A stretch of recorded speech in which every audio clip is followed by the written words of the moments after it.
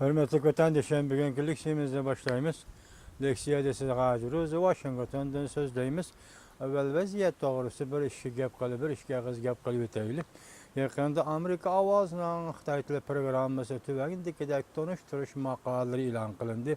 Mesela birinci Peter Navarro, Kaliforniya Sod Üniversitesi'nin profesörü yazgan yuşurunup yatkan yolvas. Jungo militarizmi dünyaga nemeden direk beridir. Mavzuluk kitaptın düşendiriş makalesi 11. ayının 25. günü Amerika avazının Xitay tili programması ilan kılındı. Yeni bir parça kitap Jungo'nun Xristiri. Kitapka baha.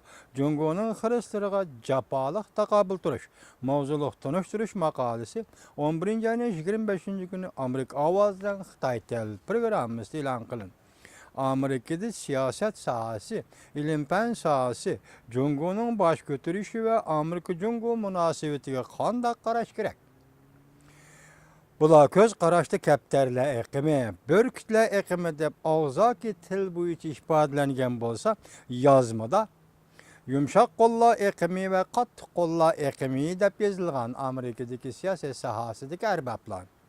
Bu iqimlar ingliz tilida panda hagir deyildikken, bunun ma'nosi oq ayiqni quchoqlag'uchilar. Yana birisi dragon slayer deyildikken, yani ajdaharni adaplig'uchilar deydigan iqimlarga bo'lingan alda bu maqolalar hozir Amerika ovozini Xitoy tili programmasi e'lon qilinish boshladi. Yani bir ikisi masalan kaptarlar iqimi yoki oq ayiqni quchoqlag'uchilar iqimidagilardan Thomas Christensen. Bu kişinin yazgan makalesi Amerika ovozdan Xitoy tili programmasi e'lon qilindi. Andan keyin Xitoycha tor betlarda mundaq bir maqola keldi. Masalan, chidab turg'usiz darajada gumron bo'lish dolqini yetib keldi. 50 milyon ishchi ishsiz qoldi. Mavzuli xabar 11 ayning 24 kuni Jungo'ga nazar tor betida e'lon qilindi. Bu jiddiy masalada biz ikki jumla tahlil qilsak, yuqorqi Amerikalik yazuvchilar yozgan asarlar yoki maqolalarni tanıştırış dal hozir prezident Trump vazifaga o'ltirish oldida bir oyda vaqt ortiq vaqt qoldi.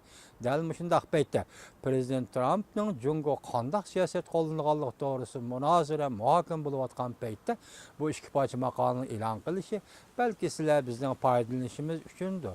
Balki bu yerda tanishtirish shaklida tushuncha berayotgandir.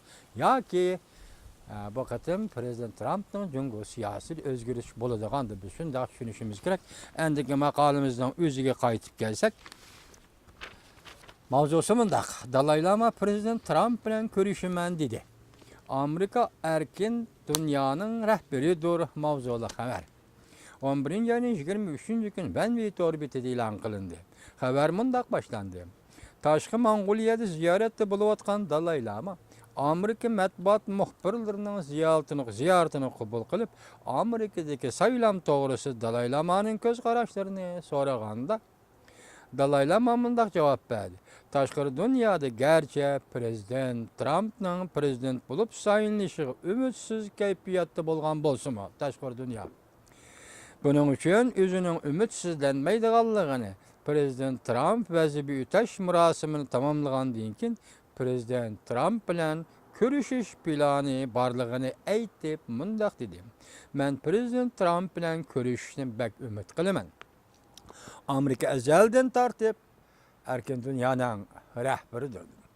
Prezident Trump saylam jarayonida irq va din to'g'risida bir qancha qatim mansitmay fikr qilganligini Dalay Lama mundaq hisobladi.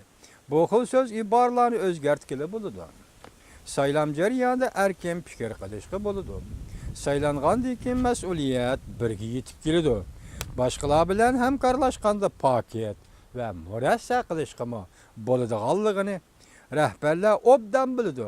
Shuning uchun dediki Dalay Lama Trumpning prezident bo'lib saylanishidan ansiramayman.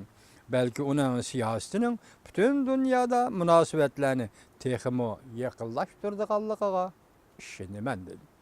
18 kuni Dalay Lama Tashqi Mong'oliya Ulan-Batorga yetib keldi. Tashqi Mong'oliya Budda dini yangi markazini ziyorat qildi.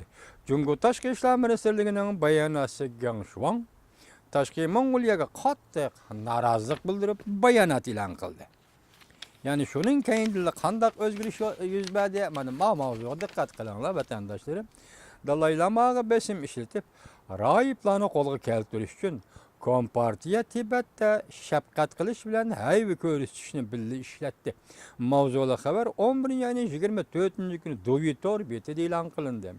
Xabar mundaq boshlandi.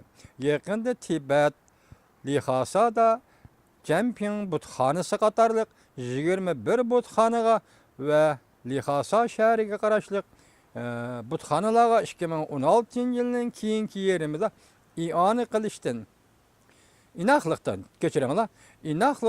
o'lga yaratgan butxonalar sharaf nomini taqdim qildi. 2002 nafar rohib qaba Lhasa shahriga 2016-yildan keyingi yerimida vatan suyish, qonunga rioya qilish ilg'or rohiblar sharaf nomini berdi. Başqurish komiteti qatorliq 18 butxonaning boshqarish komitetiga 2016-yilning keyingi yerimida ilg'or butxona boshqarish komiteti deb sharaflik nom berdi. Xabarda mundaq ko'rsatildi. Taqdirlashga erishgan Lhasa shahar Dazi, Naiya, Sang'a butxonasi va Tibetdagi boshqa butxonalarga o'xshash bir qator butxonalar butxonaga saxovat yog'dirish siyosatidan bahramand bo'ldi. Masalan, 6 qurilish, 9ga 5 qo'shilgan qurilish, 6-1 qurilishi, 3 kapolat qilish, 1 tuvan bo'lish, haqsiz salomatlik tekshirish. Kompartiya hukumati mushundaq jiddiy sezgir bir vaqtda yuqorqi saxovat va sharaf taxtisi berish to'g'risida xabar tarqatdi. Endi vatandaşlar o'ylab boqaylikki, biz o'zimiz o'ylab boqaylik, Dalai Lama Mong'oliyada ziyoratda bo'lib o'tibdi. Uningga tashqi ishlar ministrligi bayonot e'lon qilib o'tibdi. Uning sirtida Jungo hukumatining Shizang yerlik Tibet yerlik hukumati 2002 nafar kishini rohibni mukofotlabdi. Bunda ishlar mollamlarni mukofotlaydigan ishlar bizning vatanimiz Uyg'uriston, Sharq Turkiston yuz berdimi yo'q, buni bilgili olmaydi. Lekin Jungo hukumati nima ishga shunday paytni tanlab oldi? O'zining shunday saxovatlik qilg'isi, mag'firat yog'dirg'isi yoki yaxshilik qilg'isi keldimi buningga yoki bu yerda zada nima gap bor? Masalan, hozir prezident Trump vazifa o'tash oldi turibdi. Jungo siyosatini qandaq belgilashning bir qismi Tibet masalasi. Tibet siyosatini qandaq belgilash? Amerika Qo'shma Shtatlarning Tibet qandaq siyosat belgilashmi? Bu qatam siyosatning ichida bor degan gap. Shunga Xitoy oldirab tenab mukofot tarqatish shaklida o'zining mehrivonligini, soxta mehrivonligini, qo'sh tirnoq ichidagi mehrivonligini ko'rsatmoqchi.